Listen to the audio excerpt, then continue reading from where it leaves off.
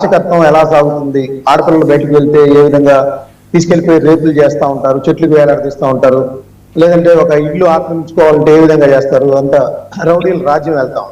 So అలాంటి పరిస్థితిలో అక్కడ ఆయన చేపట్టింది సరైన విధానం కావచ్చేమో నాకు తెలియదు. యాక్చువల్ చట్ట వ్యతిరేకమే, కానీ అది కోర్టు కూడా వ్యాఖ్యానించే బుల్డోజర్స్ సంస్కృతి అనేది మనకు మంచిది కాదని చెప్పేది హైకోర్టు, అక్కడ హైకోర్టు కానీ సుప్రీంకోర్టు కానీ కామెంట్ చేసిన పరిస్థితి. అయితే ఆంధ్రప్రదేశ్ లో ఆ విధమైన యోగి ఆదిత్యనాథ్ వ్యవహారం సాగించే విధంగా పరిపాలన సాధ్యం కాదు, కుదరదు కూడా. ఉత్తరప్రదేశ్ తో పోల్చుకుంటే ఆంధ్రప్రదేశ్ ప్రజలు చాలా చైతన్యవంతమైన వాళ్ళు, ఎడ్యుకేటెడ్స్, దానిలో అనుమానం ఏం లేదు. సో చట్ట వ్యతిరేకంగా చేస్తామంటే వెలిగెత్తి చాటే వాళ్ళు ఇక్కడ ప్రతి జిల్లాలో ఉంటారు. వాళ్ళు పోలీసులకు కానీ ఇంకోళ్ళకి కానీ, గోండాలకు కూడా భయపడరు. గోండాలు చేసినా కూడా దానికి వ్యతిరేకంగా కూడా వ్యవహరించే ప్రజలు ఇక్కడ ఉన్నారు, దానిలో ఎటువంటి సందేహం లేదు. అందువల్ల యోగి ఆదిత్యనాథ్ తరహా పాలన ఆంధ్రప్రదేశ్ లో సాధ్యం కాదు. అలా ఎవరైనా చేయాలనుకున్నా కూడా కుదిరే పని కూడా కాదు. సో అయితే మనదైన శైలిలో ఇక్కడ కొన్ని రకాలు కూడా జరిగినాయి. ఇక్కడ కూడా ఉమ్మడి ఆంధ్రప్రదేశ్ లో ఉన్నప్పుడు ఎవరైతే ఇట్లాంటి ఉన్నారో, పిఎస్ఆర్ ఆంజనేయ గారు ఉన్నప్పుడు, లేకపోతే సురేంద్ర బాబు గారు ఉన్నప్పుడు అవి ఎన్కౌంటర్ రూపంలో జరిగిన సందర్భాలు కూడా మనం చూసాం. సో దాని మీద ప్రజలు ఇట్లాగే హర్షం వ్యక్తం చేశారు, కానీ అవన్నీ చట్ట వ్యతిరేకం. ఎందుకంటే పిఎస్ఆర్ ఆంజనేయ గారికి సంబంధించి హ్యూమన్ రైట్స్ జాతీయ కమిషన్ నుంచి కూడా ఇట్లా ఎన్కౌంటర్ సంబంధించి నోటీస్ వచ్చిన సందర్భాలు కూడా ఉన్నాయి. సో సురేంద్ర నాయుడు గారు చెప్పినట్టు యోగి ఆదిత్యనాథ్ అనేది ఇక్కడ సాధ్యం కాదు. ఒకవేళ అది తెలుగుదేశం పార్టీ కూడా ఒప్పుకోదు, ఒప్పుకున్నా కూడా చాలా ఇబ్బందులు ఎదుర్కోవాల్సిన పరిస్థితి ఉంటుంది. ఇంకోటి ఏంటంటే సార్, ఇప్పుడు టాస్క్ ఫోర్స్ యాక్చువల్ గా నాగరాజు గారి మీద కేసు ఎందుకు పెట్టారు? నాగరాజు గారి మీద కాదు, మొత్తం ఎంటైర్ స్టేషన్ లో ఎవరైతే సాయికృష్ణని వేధింపులకు గురి చేశారంటున్న వారందరికి కూడా ఆరోపణలనే అంటున్నాయి. First objection is there only sir Mastanarao గారు. నా మొదటి అబ్జెక్షన్ అక్కడ అసలు ఆపరేషన్ క్యారీ అవుట్ చేసింది నాగరాజు గారి టీం కాదు, టాస్క్ ఫోర్స్. అదే ఇప్పుడు యాక్చువల్ గా ఏంటంటే అసలు మార్కాపురం టాస్క్ ఫోర్స్ వాళ్ళు ఎందుకు వెళ్ళారు, ప్రైవేట్ వెహికల్స్ ఎందుకు తెచ్చారు, హోటల్లో ఎందుకు పెట్టారు? కానీ అక్కడ నిన్న విచారణలో మాత్రం ఏంటంటే కృష్ణలంక పోలీస్ స్టేషన్ కి సాయికృష్ణ తెచ్చినట్టు అడ్మిట్ అయినట్టుగా అందుకు ఒప్పుకున్నట్టు తెచ్చుండొచ్చు. బట్ టాస్క్ ఫోర్స్ డీల్ చేసింది, టాస్క్ ఫోర్స్ డీల్ చేసింది. నాగరాజు అక్కడ కుర్చీలో కూర్చున్నందుకు బాధ్యులు చేసే పని అయితే స్టేషన్ మొత్తాన్ని బాధ్యులు చేయాలిగా. ఖచ్చితంగా చేయాలి. స్టేషన్ హౌస్ ఆఫీసర్ కాబట్టి ఎంటైర్ స్టేషన్ పోలీస్ స్టేషన్ కి సంబంధించి ఆయనే రెస్పాన్సిబుల్ కాబట్టి ఆయన చేయాలి. అదేవిధంగా వేధింపులకి ఎవరైతే గురి చేశారో వాళ్ళు ఏ హోటల్లో పెట్టారని అంటున్నారు కాబట్టి వాళ్ళు, ఎందుకంటే వాళ్ళ అమ్మ కానీ న్యాయవాది ఆయన తరపు, సాయికృష్ణ తరపు న్యాయవాది కనకదుర్గ చెప్పిన అన్ని చూస్తే ఇప్పుడు ఏంటంటే సిట్టు ముందు ఒక ప్రధానమైన లక్ష్యం ఉంది. హైకోర్టు ఎదుట జూన్ 29వ తారీఖు బూడి తీసుకొచ్చి పెడతారా, సాయికృష్ణని తీసుకొచ్చి చూపిస్తారా, లేదు సాయికృష్ణ కాదు ఇక్కడ మాకు అదృశ్యంగానే ఉన్నారు, ఇంకా అతను కనపడట్లేదని చెప్తారా? ఈ మూడు ప్రశ్నలు అందరూ కూడా ఉత్కంఠగా ఎదురు చూస్తున్నారు. ఎందుకంటే ఓ పక్కన శ్మశానంలో ఆ రోజు మే 23వ తారీఖు క్రిమిషన్ జరిగింది అంటున్నారు. అదే సాయికృష్ణ శవమా కాదా, నిజంగానే అదృశ్యం అయిపోయాడా ఏంది అంటే నాగరాజు గారు యాక్చువల్ గా మీడియా ముందు కానీ లేదంటే ఏదైనా నోరు ఉంటే ఈ పాటికే అదంతా అర్థమైపోయేది. ఈ రోజు అంటే నాగరాజు గారి శైలి కూడా నాకైతే ఏంటంటే ఇవాళ పేపర్లు చూస్తే నాకు అర్థమవుతుంది. ఇవాళ చాలా మంది ఈ లిక్కర్ కేసు కానీ లేకపోతే కార్యాలయాల మీద దాడులు చేసినప్పుడు కానీ, మర్డర్లు చేసినప్పుడు కానీ, డోర్ డెలివరీలు చేసినప్పుడు కానీ తెలియదు మర్చిపోయాను గుర్తులేదు, తెలియదు మర్చిపోయాను గుర్తులేదు. నాగరాజు గారు కూడా అదే ఇన్స్పిరేషన్ గా తీసుకున్నారని అనిపిస్తుంది. ఎందుకంటే ఇవాళ వార్తలన్నీ చూసినా కూడా నాకేం గుర్తులేదు, ఎందుకంటే అసలు మీరు సాయికృష్ణ తీసుకొచ్చారా, వేధింపులకు గురి చేశారా, మీ వెనకాల ఎవరున్నారు, దీనికి కేసులు ఏమైనా ఉన్నాయా, ఎందుకు అతన్ని వేధించాల్సి వచ్చింది, అసలు అతను ఏమయ్యాడు అని అంటే ఆయన మౌనం వహించాడు, సరిగా సమాధానం చెప్పట్లేదు అంటుంది. అంటే రాజకీయ అదే ఆయనకి ఇన్ఫార్మల్ డిపార్ట్మెంట్ లో ఆ విధంగా కుదరదు. ఎందుకంటే స్టేషన్ హౌస్ ఆఫీసర్ గా ఆయనకి అన్ని అధికారాలు ఉన్నప్పుడు రాజకీయ నాయకుల్లాగా తెలియదు గుర్తులేదు మర్చిపోయానని చెప్పడానికి ఎక్కడ ఒప్పుకునే సందర్భం ఉండదు. సో ఈ రోజు ఆయన్ని కోర్టులో అటెండ్ చేయించిన తర్వాత మళ్ళీ పోలీస్ కస్టడీకి తీసుకొని మళ్ళీ పోలీస్ కస్టడీలో కూడా విచారించే అవకాశాలు ఉన్నాయి. అయితే నాకు తెలియదు ఏంటంటే ఇప్పుడు ఆరోపణలు ఏంటి చూస్తా ఉంటే నాగరాజు గారికి 200 కోట్లు ఉన్నాయని, 25 కోట్లు డీల్ ఏదో కుదిరిందని రకరకాల యూట్యూబ్ ఛానల్స్ లో కానీ రకరకాల పార్టీలు నేతలు కానీ కొంతమంది ఆరోపిస్తా ఉన్నారు. నాకైతే విచిత్రంగా ఉంది. నిజంగా నాగరాజు గారు అన్ని 100 కోట్లు సంపాదించుంటే అతను లాస్ట్ 10 సంవత్సరాల్లో అతను అవినీతికి పాల్పడి ఉండాలి, లేదు 25 కోట్ల డీల్ అంటే చాలా మంది ఇన్వాల్వ్ అయి ఉండాలి. సో ఇంకోటి ఏంటంటే సాయి కృష్ణ లాంటి వ్యక్తి 25 కోట్ల రూపాయల డీల్ అంటే అసలు అతని జీవితం ఎలా ఉంది, వాళ్ళ అమ్మగారి జీవితం ఎలా ఉంది, వాళ్ళ యొక్క స్టేటస్ ఎలా ఉంది చూస్తే ఆర్థికంగా ఇవన్నీ చూస్తే చాలా ఫూలిష్ గా ఉంది. రెండోది ఆ నాగరాజు గారికి సంబంధించి ర్యాలీలు నిజమే మీరు అన్నది, సురేంద్ర బాబు గారు కానీ లేదంటే కృష్ణప్రసాద్ గారు కానీ ట్రాన్స్ఫర్స్ అయినప్పుడు ప్రజలందరూ కూడా మద్దతుగా ఉన్నారు. ఎందుకంటే ఆ ప్రాంతంలో రౌడీల నుంచి కాపాడి లా అండ్ ఆర్డర్ అంతా కూడా రక్షించారు కాబట్టి, వాళ్ళు ఇళ్ళకెళ్తే బయటికి క్షేమంగా వచ్చారు కాబట్టి వాళ్ళందరూ కూడా వాళ్ళకి సపోర్ట్ గా ఉన్నారు. ఇప్పుడు కూడా నాగరాజు గారికి కూడా అదే ఉండొచ్చు. కృష్ణలంక ఏరియాలో గంజాయి బ్యాచ్ ఉంటారు, బ్లేడ్ బ్యాచ్ ఉంటారు, వాళ్ళందరి నుంచి తప్పించుకోవాలంటే చాలా కష్టసాధ్యమైన విషయం. సో అందువల్ల వాళ్ళు అక్కడ అభిమానం చూపుతున్నారు అనేది కూడా మనం ఆలోచించాలి. సార్ ఇందాక మీరు ఓపెనింగ్ రిమార్క్స్ చెప్పారు, రాష్ట్ర ప్రభుత్వాన్ని కూడా మనం కూడా ప్రశ్నించాలి. ఏంటంటే బోరుగడ్డ అనిల్ కుమార్ అనే వ్యక్తి అరండార్పేట పోలీస్ స్టేషన్ లో దిండు దుప్పటి ఇచ్చారని, లేదంటే ఏలూరు దగ్గరికి రాజమండ్రి దగ్గర తీసుకెళ్తుంటే ఏలూరు దగ్గర బిర్యానీ పెట్టారని, ఆ స్టేషన్ లో ఎవరైతే ఉన్నారో 3-4 కానిస్టేబుల్స్ ని ఏఎస్ఐని వాళ్ళని సస్పెండ్ చేసినప్పుడు మరి ఇక్కడ ఇంత పెద్ద ఆరోపణలు వస్తున్నాయి, బూడిద చేశారని అంటా ఉన్నారు. మరి స్టేషన్ లో కేవలం నాగరాజు గారిని మాత్రమే సస్పెండ్ చేసి మిగతా అందరినీ చేయటం, ఒక బిర్యానీ కోసం 4 కానిస్టేబుల్ సస్పెండ్ చేసినప్పుడు ఇంత పెద్ద మానవ హక్కుల ఉల్లంఘన జరిగింది, వాళ్ళ తల్లి ఆరోపిస్తా ఉంది. కొంతమంది లాయర్లు వెళ్ళినప్పుడు కూడా సాయి కృష్ణ పోలీస్ స్టేషన్ లో కనపడ్డాడు, ఆ తర్వాత అదృశ్యమయ్యాడు. ఏంటి అనే దాని మీద ఒక్క నాగరాజు గారి మీద ఏం చేయటం అనేది కూడా సరైన విధానం కాదు. దాని వెనకాల ఎవరున్నారు? టాస్క్ ఫోర్స్ కు సంబంధించి ఏసీపీ గారు తీసుకొచ్చినప్పుడు మరి పర్యవేక్షించాలి. యాక్చువల్ గా 35 రోజుల పాటు స్టేషన్ లో ఉంచినప్పుడు ఆ స్టేషన్ లో ఉంచారా లేకపోతే అక్కడికి ప్రైవేట్ స్థలంలో తీసుకెళ్లారా అన్నప్పుడు టాస్క్ ఫోర్స్ అనేది అతను అరెస్ట్ చేసి తీసుకొచ్చినప్పుడు మరి మిగతా ఏసీపీ కానీ డీసీపీ కానీ ఆయా స్టేషన్లని అప్పుడప్పుడు తనిఖీ చేయాలి. అసలు ఏంటి, ఏ వారెంట్ తీసుకొచ్చారు, నాన్ బెయిలబుల్ వారెంట్ ఏ కేసులో ఉన్నాయి అతని మీద, ఎందుకు తీసుకొచ్చారు, ఎందుకు కోర్టులో అటెండ్ చేయించలేకపోయారు, ఎందుకు వేధింపులకు గురి చేయాల్సి వచ్చింది, దాని బ్యాక్గ్రౌండ్ ఏంటి అనేది కూడా ఆ డీసీపీ కానీ ఏసీపీ కానీ మిగతా అందరూ కూడా బాధ్యత వహించాలి. కేవలం నాగరాజు గారి మీద ఒక్కడనే కనుక ఏం చేసినట్టే దీని వెనకాల ఏదో కుట్రలు కుతంత్రాలు ఉన్నాయి, అందుకనే బయటికి రానివ్వట్లేదనే అపవాదు కూడా ప్రభుత్వం మీద వచ్చే అవకాశం ఉంది. కాబట్టి ఖచ్చితంగా ఆ అధికారుల మీద కూడా దృష్టించాలి. అదేవిధంగా వేధింపులకు గురి చేసిన ఎవరైతే కానిస్టేబుల్స్ కానీ ఏఎస్ఐ గారు ఉన్నారో ఏదైతే వాళ్ళ తల్లి అడిగింది. నేను మళ్ళీ చెప్తున్నాను సార్, నేను మళ్ళీ చెప్తున్నా మస్తాన్ రావు గారు, ఇది టాస్క్ ఫోర్స్ ఆధ్వర్యంలో క్యారీ అవుట్ అయిన ఆపరేషన్. ముందర టాస్క్ ఫోర్స్ ని పిలిపించి ఎలా సిట్ చేస్తున్నారు అనుకోండి, పిలిపించి మాట్లాడినట్టున్నారు, అందులో ఒక ఉమెన్ ఆఫీసర్ కూడా ఉన్నారని అంటున్నారు. రెండో అంశం ఏంటంటే తెలంగాణకి చెందిన 2 వెహికల్స్ లో మార్కాపురం వెళ్ళారు. ఆ వెహికల్స్ లో వెళ్ళిన ఆఫీసర్స్ ఎవరు లేదా సిబ్బంది ఎవరు ముందర తీసేస్తే, ఇప్పుడు నాగరాజుని ఇక్కడ స్కేప్ గోడ్ చేసే ప్రయత్నం జరుగుతోందనే ఒక బలమైన వాదన అయితే తెరమీద. కులాలు ఇవన్నీ పక్కన పెట్టండి, మన ఆవేశాలు భావోద్వేగాలు ఇవన్నీ పక్కన పెట్టండి. టెక్నికల్ గా మనం మాట్లాడుకుంటే కేసులో నాగరాజుని స్కేప్ గోడ్ చేయబోతున్నారు, ఎవరిని తప్పించడం కోసం ఈయన్ని స్కేప్ గోడ్ చేయబోతున్నారు.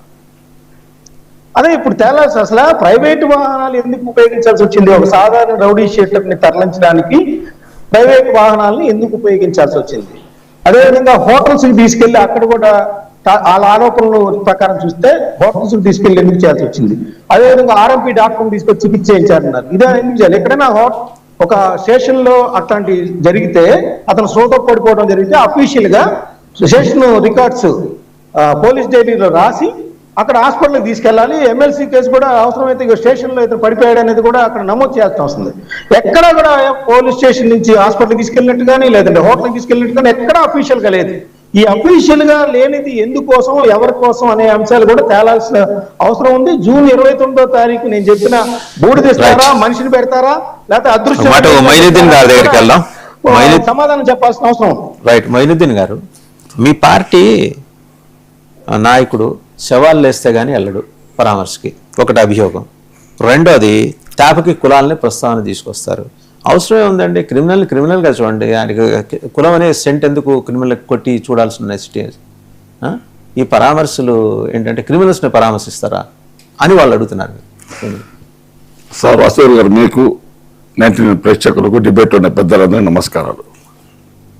పెద్దలు చాలా మాటలు చెప్పారు, వాడు ఒక క్రిమినల్, వాడు సస్తేయమని. వాస్తవం, వాడు వీడు తెచ్చిన తర్వాత ఒక పేదవాడైతే వాడు వీడు ఎన్ని చెప్పేస్తారు.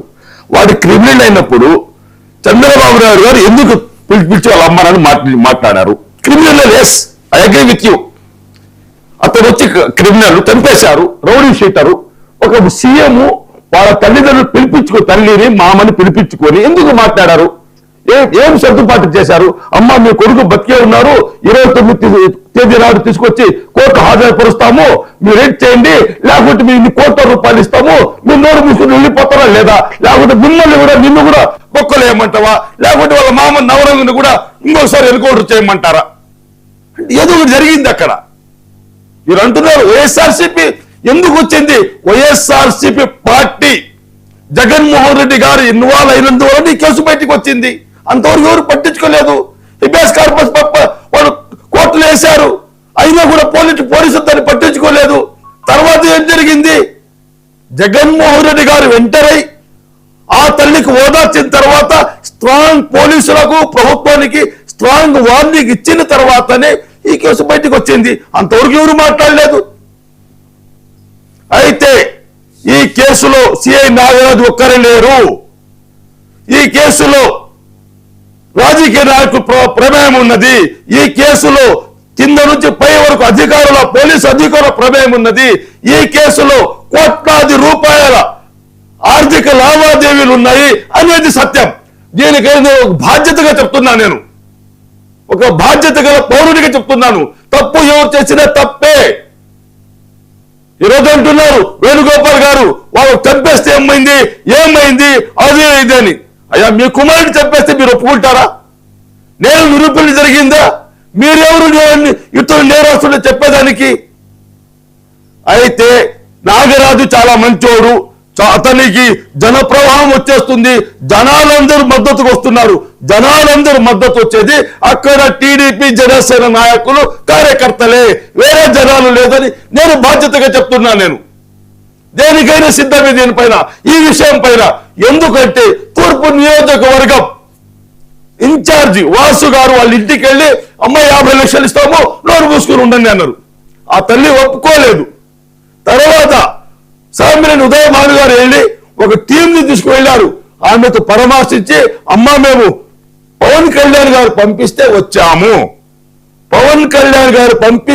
వచ్చాము, నోటీస్ పాయింట్ వసుదేవన్ గారు మాట్లాడిన తర్వాత సాయంత్రం అదే టీము ఫ్లెక్సీలు పెట్టుకొని ప్లే కార్డులు పెట్టుకొని సిఐ నాగరాజుకు మద్దతుగా వచ్చారు. ఎందుకు? ముందు అక్కడికి వెళ్ళారు, అమ్మ మేము వచ్చింది పవన్ కళ్యాణ్ గారి గురించి అని, పవన్ కళ్యాణ్ గారు మమ్మల్ని పంపించారని. మరి ఆ మాట ఎందుకు చెప్పలేదు? వైఎస్ఆర్సీపీ కుల రాజకీయాలు చేస్తుంది, వైఎస్ఆర్సీపీ లేనిపోని మాటలు చెప్తుందని. పత్తిపాడు నారాయణ రెడ్డి చంపినప్పుడు గుర్తు రాలేదు ఈ మాటలు? వినుకొండలో రషీద్ని దాని రోడ్డు మీద కొట్టినప్పుడు చంపేసి నరికినప్పుడు అప్పుడు రాలేదు ఈ గుర్తులు? సుగాలి ప్రీతి మీద అధికారంలో వచ్చినప్పుడు అప్పుడు రాలేదు ఈ విషయాలన్నీ బయటికి? మచ్చుమరిలో దాదాపు 2 సంవత్సరాలు అవుతుంది, ఇంతవరకు ఆ అమ్మాయి శవం కూడా దొరకలేదు, అప్పుడు రాలేదా మీకు రాజకీయాలు? అంటే కేవలం జగన్మోహన్ రెడ్డి గారి మీద నిందలు వేయాలి. జగన్మోహన్ రెడ్డి గారు కులాల ప్రస్తావన తెచ్చారు. కులాల ప్రస్తావన ఎవరు తెచ్చారయ్యా? వాసుదేవన్ గారు చెప్పారు. అంటే మైకేల్ జాక్సన్ కంటే కూడా ఎక్కువగా ప్రజాదరణ కలిగిన వ్యక్తి రోస్. ఒక యాక్టర్ గా మేము ఒప్పుకుంటాం, ఒక రాజకీయ నాయకుడు ఫెయిల్ అయిన వ్యక్తి అంటాం. ఎందుకంటే సోమవారం చెప్పిన మాట మంగళవారం మాట్లాడు, మంగళవారం మాట్లాడే మాట బుధవారం మాట్లాడు, బుధవారం మాట్లాడే మాట శనివారం మాట్లాడు. ఈ విధంగా రాజకీయాలు చేస్తారా? ఎన్కౌంటర్ జరిగితే వాసుదేవన్ గారు మీకు గుర్తుంది, ఎన్కౌంటర్ జరిగితే పవన్ కళ్యాణ్ ఏమన్నారు? మీకు ఎవరిచ్చారు అధికారం అన్నారు. ఎన్కౌంటర్ జరిగితే మీకు ఎవరిచ్చారు అధికారం? చంపే అధికారం ఎవరిచ్చారు? పోలీసులకని. మరి ఈ రోజు అతను గూండా వాడు వాడి గురించి మాట్లాడాలని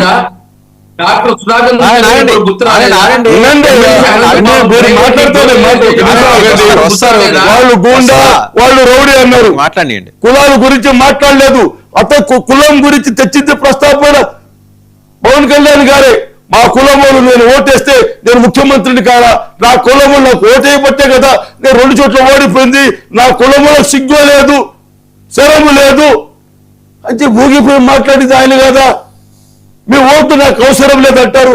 నాకు ఏదే మా కులం వస్తువు కులం వాళ్ళు నాకు అవసరం లేదంటారు. మళ్ళీ నాకు కులం కావాలంటారు. నేను జాతీయ రాజకీయాలు వచ్చినప్పుడు 23 లక్షల ఓట్లు మీరేమంటారు? ఇక్కడ మీకు వచ్చింది 23.78 lakhs ఓట్సే వచ్చింది మీకు. వైఎస్ఆర్సీపీకి 1.32 lakhs crores ఓట్లు వచ్చాయి. మీకు మాకు తేడా లేదా? సీట్లు మీకు వచ్చి ఉండొచ్చు, 2 చోట్ల ఓడిపోయింది చెప్పరు. మంగళగిరిలో నారా లోకేష్ ఓడిపోయింది చెప్పరు. అంటే మీరన్నీ చెప్పేయన్నీ మీరు గిచ్చితే గిల్లించుకోవాలి, ఏడవకూడదు. మేము ఏడిస్తే మీకు బాధ, గిల్లారు ఏడ్చామంటే బాధ. అంటే ఎక్కడికి వెళ్తుంది సమాజము? ఎక్కడికి వెళ్తుంది సమాజము? అంటే అంటున్నారు నాగరాజు గారు చాలా మంచి వ్యక్తి, సిఐ, అతనంటూ వ్యక్తే లేడంటున్నారు. అయ్యా, వ్యక్తి లేనప్పుడు అతడు సొంత ఊరు వేలూరులో 25 ఎకరాల పొలం ఎక్కడొచ్చింది? 4 కోట్ల రూపాయలు ఇల్లు ఎక్కడొచ్చింది? 100 అతనికి హ్యాచరీస్ ఉన్నాయి, అవి ఎక్కడి నుంచి వచ్చింది? విజయవాడ మద్యం సిండికేట్ వాటాలు ఉన్నాయి, అవి ఎక్కడి నుంచి వచ్చింది?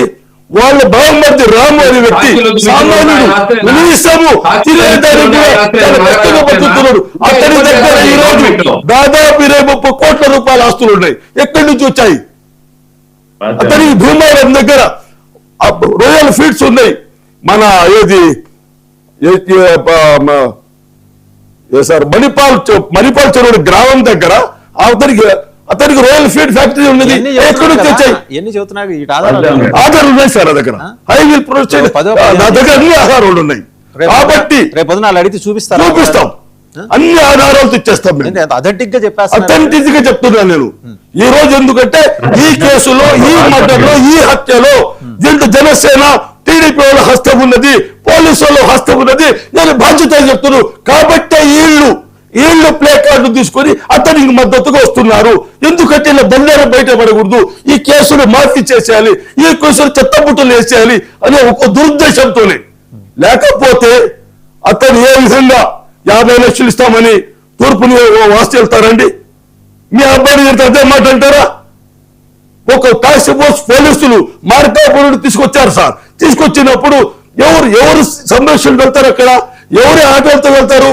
కమిషనర్ ఆఫ్ పోలీస్ పంపిస్తే టాస్క్ ఫోర్స్ వెళ్తుంది. కమిషనర్ పోలీసుకి తెలియకుండా ఏ విధంగా జరిగింది? తెచ్చిన వ్యక్తిని మీరు ఏ విధంగా స్టేషన్ లో పెట్టారు? స్టేషన్ నుండి ఎందుకు హోటల్ తీసుకుపోయారు? హోటల్ ఎందుకు చిత్రం అంటే కోట్ల రూపాయల డీల్లో వీళ్ళకి సరైన అంగీకారం జరగలేదు కాబట్టి చెప్పారు కదా. ఆ వెనకాల ఉన్నది ఎవరో అది కూడా చెప్పేయండి. ఇప్పుడు మీకు ఇన్ని ఆధారాలు తెలిసినప్పుడు ఆ వెనకాల వస్తాయి సార్, అన్ని చెప్పాలి కదా. లాస్ట్ 10 days బ్యాక్ కూడా ఇదే ఒక టీవీ ఛానల్, ఒక టీవీ డిబేట్ లో ఈ విషయాలు 10 days బ్యాక్, ఈ రోజు 10 days బ్యాక్ మీ దగ్గరికి వస్తుంది. ఆ రోజు సురేంద్ర గారు కూడా అక్కడ ఉన్నారు అదే డిబేట్ లో. 10 days బ్యాక్, ఈ రోజు చెప్పలేదు సార్. 10 days బ్యాక్ ఎన్ని జరిగింది పూర్తి చెప్పేశారు.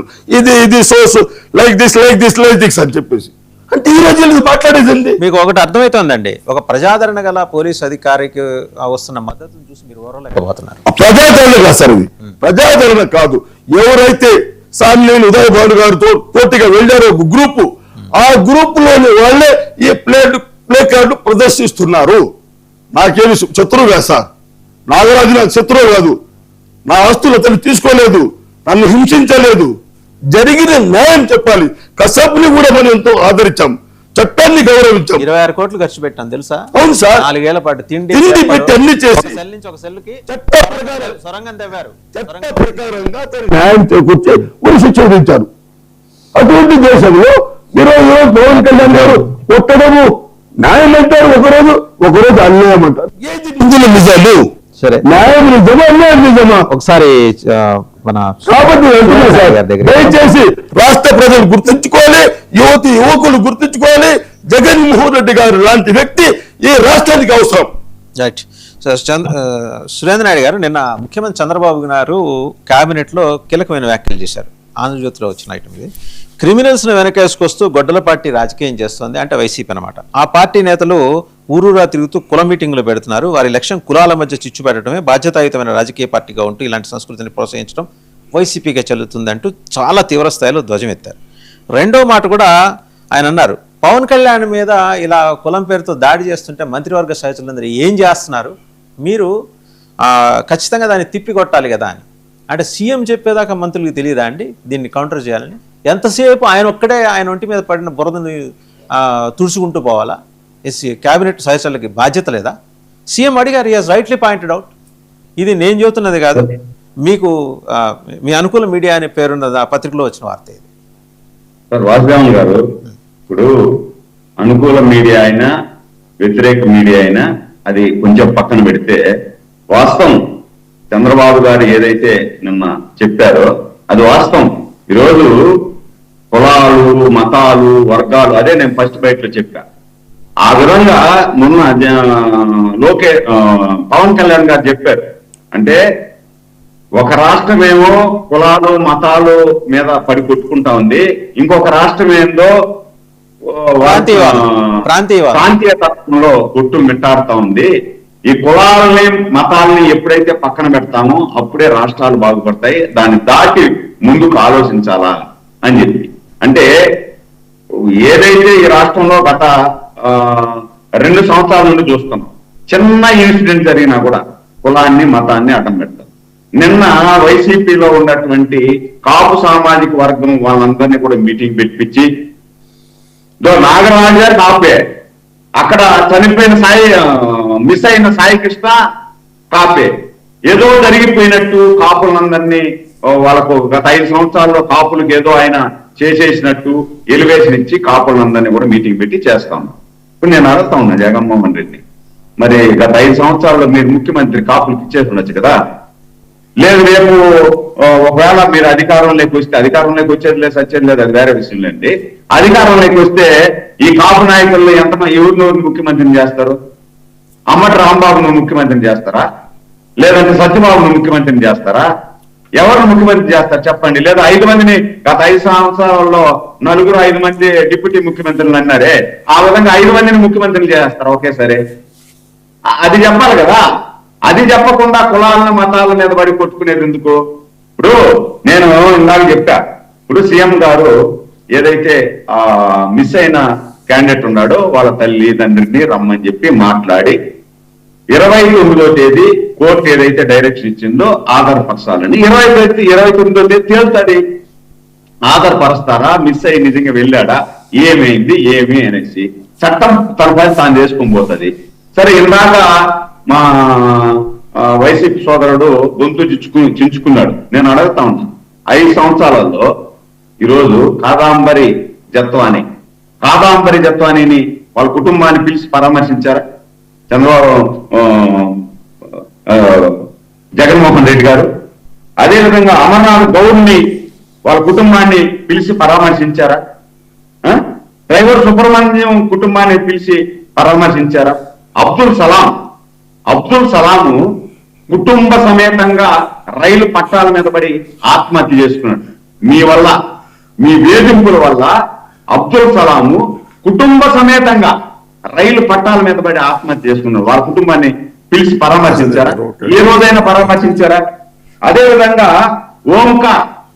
ఓంకార్ అనే ఎస్సీ యువకుడు ఇసుక మాఫియాని గురించి మాట్లాడితే మరుసటి రోజు శవమై తేలాడు కదా, వాళ్ళ కుటుంబాన్ని ఏమైనా పరామర్శించారా? అంతెందుకండి వాసుదేవన్ గారు, సొంత బాబాయ్ వివేకానంద రెడ్డి కుటుంబాన్ని పరామర్శించాడు అయినా.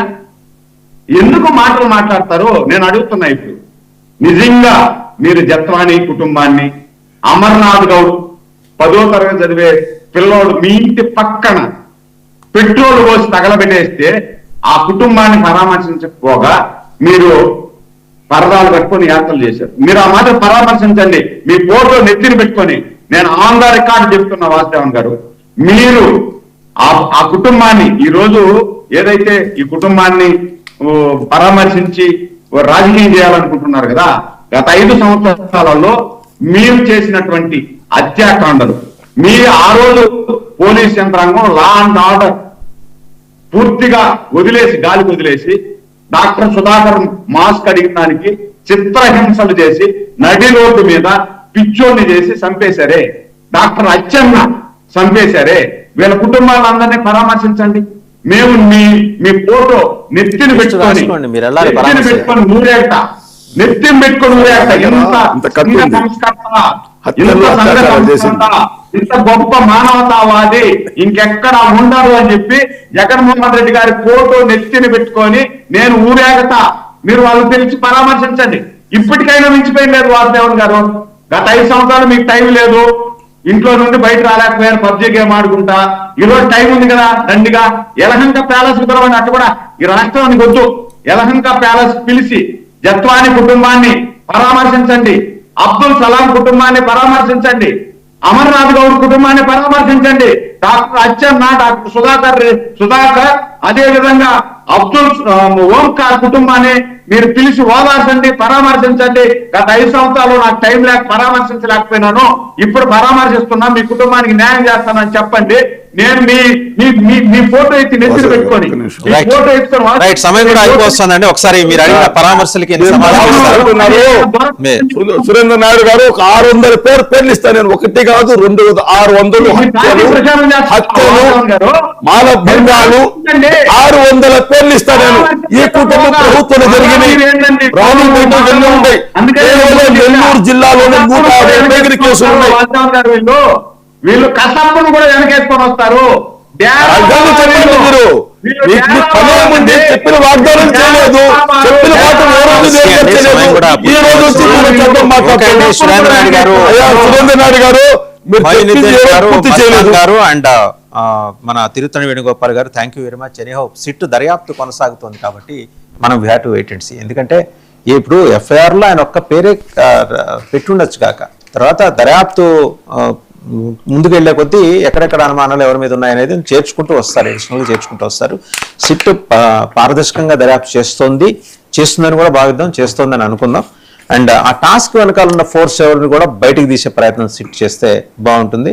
అండ్ ఈ సురేంద్ర నాయుడు గారు చేసిన బుల్డోజర్ ప్రస్థానం ఏమన్నా మరి చూస్తారా, ప్రభుత్వం చూస్తుందా దాని మీద? ఎందుకంటే అగ్రెసివ్ లీడర్షిప్ ఉంది, ఇవాళ కూటమి ప్రభుత్వం బ్రహ్మాండంగా పనిచేస్తుంది కాబట్టి ఆంధ్రప్రదేశ్